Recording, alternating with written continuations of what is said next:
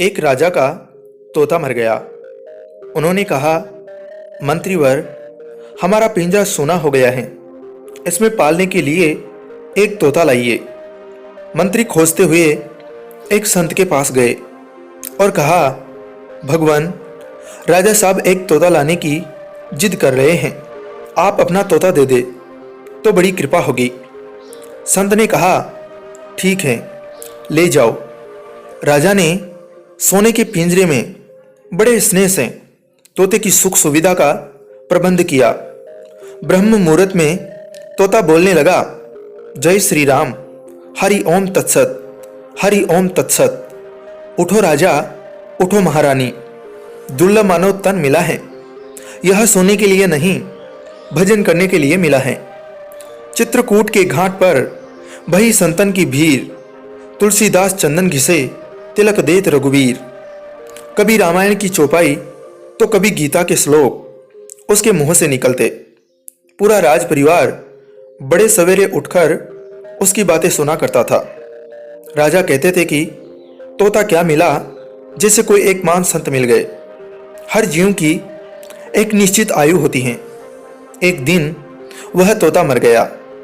राजा रानी, राज परिवार और पूरे राष्ट्र ने सप्ताह भर शोक मनाया। झंडा झुका दिया गया।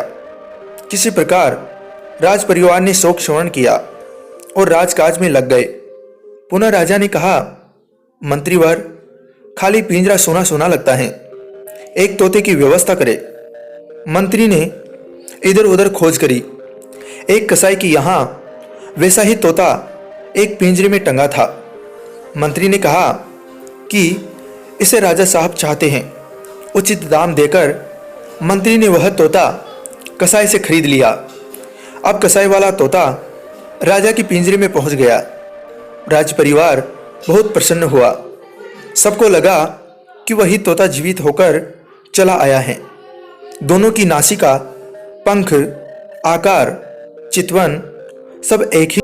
लेकिन बड़े सवेरे तोता उसी प्रकार राजा को बुलाने लगा जैसे वह कसाई अपने नौकरों को उठाता था।